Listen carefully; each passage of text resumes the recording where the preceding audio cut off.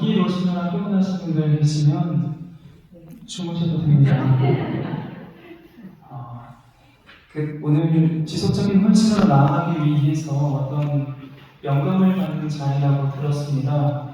저에게 영감이 되는 이야기를 제가 나름대로 정립하려고 애를 썼고, 그것이 저는 참 제 나름대로 애를 썼는데 좀 힘드시다면 녹음하셔도 되고요. 가면 들으시다가 영 아니다 싶으면 이사오면 지워버리셔도 됩니다.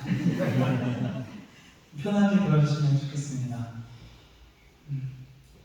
동물들의 신호대가 열려서 지구를 위해 당장에 없애버려야 될 한 종을 투표로 정해보자 했을 때 뽑히는 건 당연히 인간권이었다라는 글을 본 적이 있습니다. 환경 오염에 기여하는 여러 요인들 중에 가장 치명적인 것들, 여러 요인들이 있겠지만 가장 치명적인 것은 무엇일까?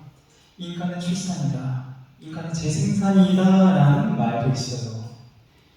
어쨌든 사는 동안 우리는 어쩔 수 없이 호흡에서부터 탄소를 내뱉게 되어 있고, 기저귀를 쓰면서부터 화장되어 날아갈 때까지 요람에서 무덤까지 숱하게 발자국들을 새길 것입니다. 그렇게 생각하다 보면 내가 숨 쉬는 것, 사는 게 죄처럼 느껴지기도 합니다. 저는 그 죄의 얼룩을 어느 정도 인식하고 조금이나마 없애버리고 애를 쓰면서 삽니다. 아까 친구를 좀 소개시켜드려서 저는 제 소개를 안 드렸던 것 같아요. 전주교회 김준환 베드로입니다. 그리고 지금 정동 프란치스코 수도원에 머물면서 유학 가기 전에 영어 공부나 비자 발급이나 그런 과정을 밟고 있습니다. 그래서 여기가 지내고 있어요.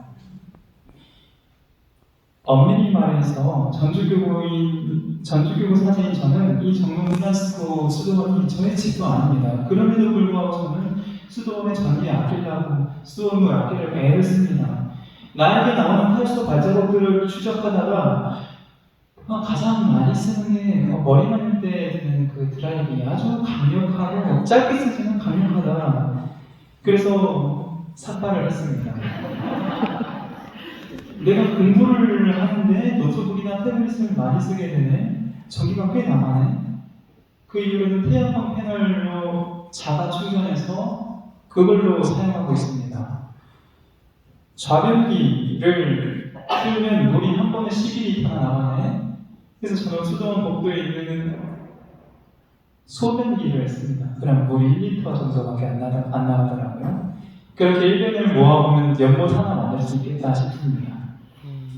굳이 그렇게 하는 이유는 전주교구 우리 집도 아니지만 더 큰 비전이 있기 때문입니다. 공동의 집이라는 비전.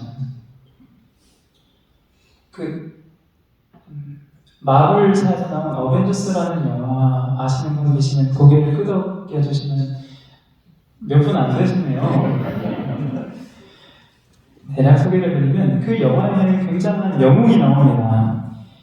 일부 과밀화와 자원의 고갈로 인해서 파멸로 치닫는 우주 생태계 보존을 위해서 지적 생명체들 중에 절반을 제거해야 된다고 말씀하셨던 위대한 영웅 타노스님께서는 결국에 인류를 박멸하는 데 성공하시고 그 뒤에 깨끗한 행성에 가서 홀로 농사 짓고 자급자족하며 농부로서 노위자연하시면서 여생을 살아오셨습니다.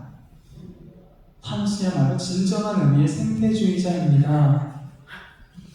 라는 식의 이야기가 한편에서는 과포함을 갖기도 합니다. 그러다 보니 인간은 자연 회복을 위해서 아무것도 하면 안 된다. 두 손 들고 있어야 된다.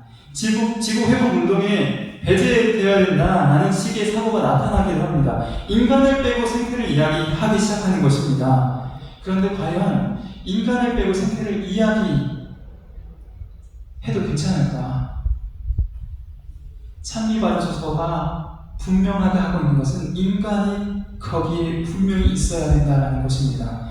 하느님께서 인간을 지구에 두길 원하셨고 인간을 더욱더 적극적으로 자연과 상호작용하면서 상호 고양을 이뤄나가야 할 존재로 세우셨다는 통찰이 그 회칙 안에 들어있습니다. 회칙은 통합을 이야기합니다. 인간을 빼지 않습니다. 창조 기독교 신앙 안에서 인간이 가지고 있는 그 특별한 위계, 그 지점을 강하게 물고 늘어주십니다. 인간만이 활약할 수 있는 구간이 분명히 존재한다. 인간과 다른 동식물을 구분하는 지점이 있다. 인간의 탁월함이 어디에 있다고 생각하십니까, 우리 형제자매님들? 인간의 탁월함은 어디 있을까? 잘 못 들었습니다. 이성, 자유의지. 그런 것들을 종합해보면 이 단어가 나옵니다. 하나님의 모상성. 하나님의 모상성, 인간이 하나님의 형상으로 지어졌음에 있는데, 하나님의 형상이라고 할 수 있는 것에 두 가지 특질이 있습니다. 첫 번째, 인간의 고유한 내 본성 안에 초월하려는 경향성이 있다. 영혼을 추구하려는 경향성이 있다. 그것은 선과 악을 구별해내고 양심의 소리를 듣는 것 같은 그런 특징입니다. 두 번째, 인간은 관계적인 존재라는 것입니다. 하느님의 그 관계적인 본성을 인간 또한 갖고 있다. 하느님, 아주 친밀한 친교 안에서 살아계시다. 누군가는 그 삼위일체의 그거를 표현할 때 춤이라고 표현합니다. 감정술래라고 표현합니다. 이렇게 뱅뱅뱅 돌면서 서로가 서로 안에서 상호 내주하며 이렇게 돌면서 너가 내 안에, 내가 너 안에 이렇게 있다. 이런 형상을 띠고 있다. 삼위일체는 그러한 형상을 따라 우리 인간들도 지어졌고, 우리 인간들이 맺는 인간 모든 관계 또한 그런 친교적인 모습을 띈다.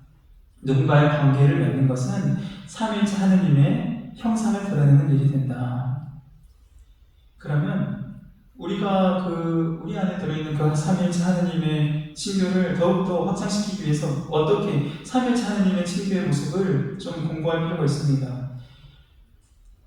하느님께서 맺으신 친교는 어떠한가? 첫 번째, 끊임이 없다. 지속 가능하다. 두 번째, 흠이 없다. 쓰레기가 나오지 않는다. 마찬가지로 우리 인간 또한 모든 피조물들과 흠 없고 지속적인 친교를 이루도록 부름받은 존재라는 것을 생각해 볼 수 있겠습니다. 이것을 헬츠기는 뭐라고 표현하느냐? 우주적인 형제이다. 우주적인 가족이다 라고 표현된 것이죠. 약간 여기서부터 머리가 아픕니다. 저도 쓰면서도. 빅뱅 이전 우주의 시작점에 우리 모두는 한 점에 있었을 것입니다. 빅뱅 때에 터져 나왔던 그 별가루들과 우리 현재 몸을 구성하고 있는 원소들을 그 정밀 분석해 봤을 때 이것이 동일하다고 과학자들은 이야기합니다. 그러니까 저는 이제 30대 좀 넘었지만 실은 138학년 플러스 33년인 것입니다. 풀과 벌레처럼 미미한 피조물도 마찬가지입니다. 이거를 가장 먼저 발견하신 분이 가장 먼저는 아시겠죠? 아주 분명하게 발견하시고 말씀하신 분이 이 공간의 수호성인이십니다. 프란치스코 성인이시죠. 하느님 아버지께서 창조하신 모든 피조물들이 서로 보이지 않는 끈으로 연결되어 있기에 성인께서는 그 풀벌레들을 향해서도 나의 형제요, 달과 태양을 향해서 나의 형제 누이라고 예찬했던 것입니다. 회칙의 말씀은 그렇기 때문에 굉장히 역사적이고 과학적이고 실제적인 것이고, 그러한 연결성, 관계망이 삼위일체 하느님의 본질이고, 우리 인간들 또한 그런 하느님의 연결성, 이 만물의 연결성을 본능적으로 감지할 수 있는 존재라는 것을 프란치스코 성인께서 알려주십니다. 다른 피조물들은 그거를 그냥 자연 본질적으로 자연스럽게 살아갈 수 있도록 창조해 놓으셨습니다. 다만 우리 인간들에게는 하나님께서 굉장히 귀하고 값진 선물을 주셨습니다. 이거는 위험할 수도 있는데 그 선물은 자유의지라고 합니다. 그 자유의지를 가지고 그 하느님과의 관계성, 만물과의 관계성을 꼭 붙잡고 친교를 살아가지 않으면 그거를 단절시키고 배제하고 끊어진 채 살아갈지 그걸 결정할 수 있는 결정권이 우리에게 있는 것인데, 이것은 하느님께서 우리를 창조하시면서 굉장히 위험한 모험을 단행하셨다. 우리와 비슷하게 우리의 모습으로 사람을 만들자라는 말씀 안에는 그런 하느님의 아주 위험하지만 위대한 모험의 그런 마음이 담겨 있습니다. 그러한 인간 성숙에 대한 대단한 신뢰를 하느님께서 보여주셨는데 그 자유를 남용하고 신뢰를 저버린 결과가 오늘날 우리 앞에 펼쳐져 있다. 우리 인간의 원래는 내면에 타고났던 보통이라면 생생히 살아있어야 할 삼위일체적 관계성이 말라버리고 산악화됨에 따라 회칙 표현에 따르면 인간 내면의 광야가 점점 더 넓어짐에 따라 지구의 외적인 광야의 넓이도 점점 더 늘어나게 됩니다. 그래서 글로 써있기는 지구의 위기다, 생태계의 위기다라고 써있지만 우리가 그걸 읽어내는 데는 인간 내면의 위기다라고 다시 읽어내야 한다는 것입니다. 그렇기 때문에 정말 우리에게 필요한 것은 메타노이아이다. 정신에 돌아섭니다. 내적인 회심이다. 성경의 창조 이야기가 뒷받침해주고 증명해주고 현대과학이 뒷받침해주는 것은 이 우주가 그냥 단순히 거대한 기계의 구조물이 아니라 영적이고 정신적인 존재이며 시간이 지나면서 진화해가면서 비가역적으로 생장하고 있는 그런 살아있는 존재라는 것입니다. 그 안에서 인간은 어떤 위치를 차지하는가? 그 우주의 영적이고 정신적인 차원을 우리가 활성화시키는 존재라는 것이에요. 우주가 인간을 통해서 사고를 한다고 합니다. 우주가 인간을 통해서 성찰을 합니다. 인간이 우주를 바라보고 우주를 생각하는 것이 아니라 반대로 우주가 인간 안에서 인간을 통하여 사용한다는 것. 우주는 시간이 가면 갈수록 좀 더 단순한 것에서 복잡해지고 무의미한 거에서 유의미한 거, 정신적인 영적인 그런 방향으로 진화해 가는데 우주가 처음 이 사고의 눈을 딱 뜬 순간이 바로 인간 종의 출현이었다는 것이죠. 인간은 우주의 가장 심오한 차원을 활성화시키는 존재다. 그 얼마나 멋진 말입니까? 그렇기 때문에 어쩌면 우주는 이 수백억 년의 역사 안에서 인간 존재의 출현을 간절히 기다려왔다는 것이 과학자들이 이야기하는 인간 현상이라는 것입니다. 현재 우주볼이 이렇게 생긴 것은 인간을 우주가 기다려온 것처럼 보인다. 우주가 자신을 이해해줄 존재를 기다려온 것처럼 보인다는 겁니다. 이를 사도 바울과 어렴풋이 느꼈던 것 같습니다. 그리고 이렇게 표현하죠. 피조물이 다 함께 탄식하며 진통을 겪고 있다면서 사실 피조물은 하느님의 자녀들이 나타나기를 간절히 기다리고 있습니다. 특별히 하느님의 자녀들은 이 우주의 역사를 주관하시고 이끌어가시는 하느님께서 사명을 맡겨서 이 땅에 심어주신 존재라는 것이 드러납니다. 그렇기 때문에 생태를 이야기할 때 인간이 반드시 거기에 껴있어야 되는 것입니다. 왜냐? 우주가 이 수십억 년의 역사를 거쳐서 기다려온 존재이기 때문에 단순히 우리 존재가 단백질, 유기물과 몇몇 무기물에 결합돼서 생겨난 우연한 존재가 아니고 지속적인 하느님의 계획, 그 창조, 계속되는 창조 과정 중에 역사 안에서 반드시 존재했어야 될 어떤 고귀한 사명을 지닌 존재라는 것을 우리는 받아들여야 된다는 것입니다. 그리고 그것을 위해서 우리는 아주 긴 역사 동안 단세포 생물로부터 진화를 해왔고 수많은 존재가 있다가 사라졌고 포유동물이 등장했고 마지막으로 이 우주의 막둥이, 우주의 배량이, 이 우주에 정말 많은 금쪽이 인간이 출현을 했다. 우주의 영적이고 정신적인 그 측면을 활성화시키는 존재로서 출현을 할 것입니다. 우주의 질서를 한번 상상해 보시기 바랍니다. 태초의 순간, 빅뱅 이전부터 그 이전을 상상할 수 없던 어떤 그 지점부터 우주를 감싸고 있던 질서가 있었다. 학자들은 그것을 우주의 공률이라고 하고 우주의 휘어짐이라고도 표현하고, 그것이 어쩜 그렇게 온 존재들을 조화롭고 귀하게 포용하는지를 바라보면서 대자대비한 곡선이다, 영민의 곡선이다, 자비의 곡선이다 라고도 부르기도 합니다.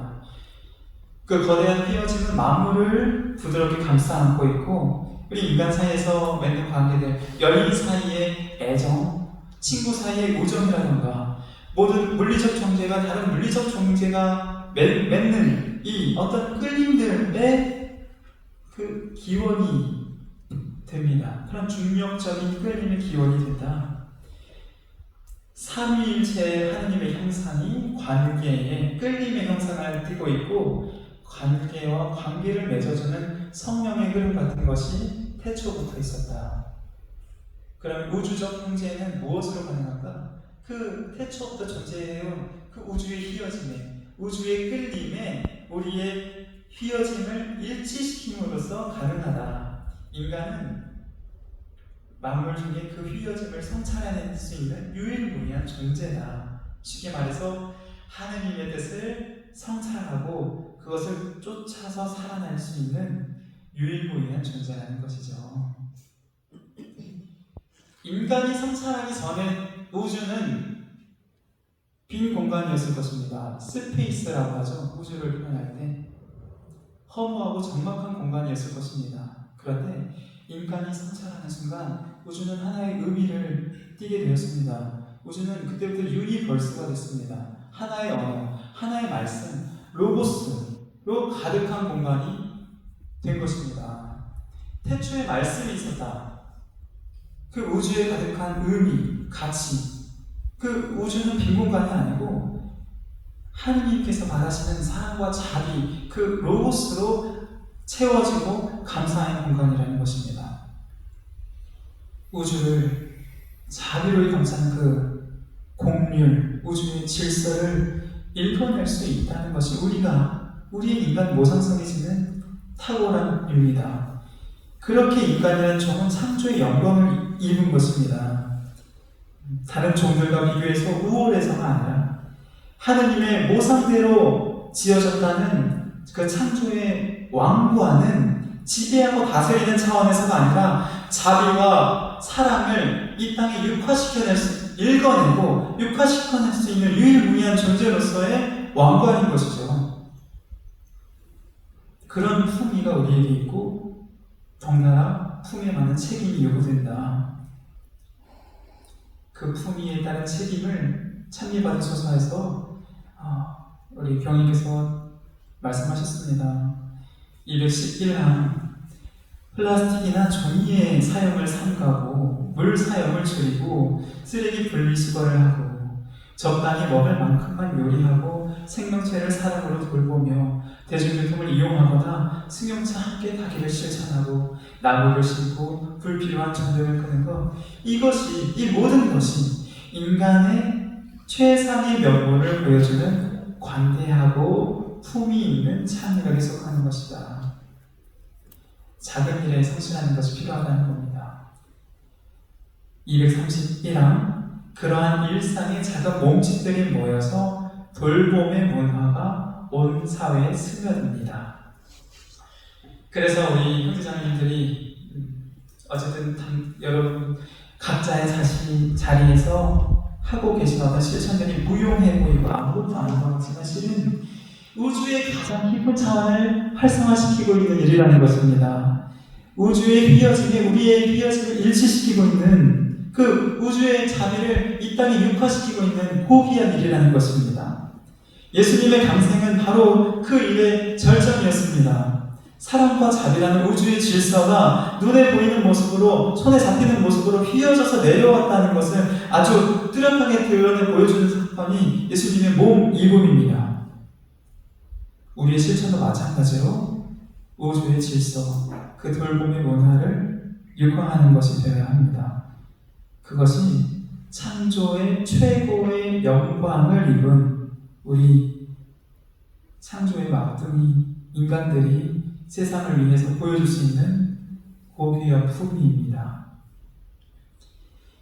그렇게 찬미받으소서 회칙을 통해서 스스로를 성찰해내고 자신의 품위를 인식한 사람들은 하느님께서 쓰신 그 책, 이 자연을 경탄과 경외의 원천으로 관상할 것입니다. 그리고 무엇이라도 그 아름다움을 지키기 위해서 무엇이라도 행동에 나갈 것입니다. 나의 실천이 아주 작고 보잘것없다고 유별나다고 누군가는 유난떤다고 할지 모르지만 그 행위들로 인해 우리는 우리의 존엄과 품위를 아주 생생하게 드러내고 있을 것입니다. 하나님께서 우리 인간을 통해서 꿈을 꿉니다. 우주도 우리 인간을 통해서 꿈을 꿉니다. 프란시스코 교황님께서 Let us dream하자 하십니다. 우리 함께 꿈을 꾸자, 그렇게 초대하고 계신 것입니다. 사랑하는 형제자매 여러분, 강연이 길었습니다. 우리는 우주의 가장 심오하고 영적인 측면을 활성화시키는 존재들이다. 우주의 관계성을 성찰해내고 하느님의 책을 섬세하게 읽어낼 수 있는 그런 품위를 지닌 고귀한 존재들이다라는 것을 기억해 보시면서, 노아 시대 한 사람의 의인이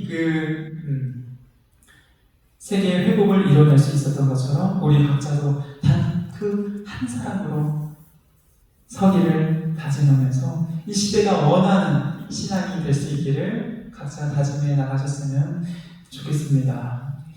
찬미받으셔서 본 마지막 항으로 강론 마무리합니다. 245항입니다. 주님께서는 세상의 중심에 현존하시면서 우리가 앞으로 나아가는 데 필요한 힘과 빛을 주십니다. 그분께서 몸소 이 땅과 궁극적으로 결합하셨고 그분의 사랑은 우리가 새로운 길을 찾게 언제나 우리를 이끌어 주실 것입니다. 주님 찬미 받으소서.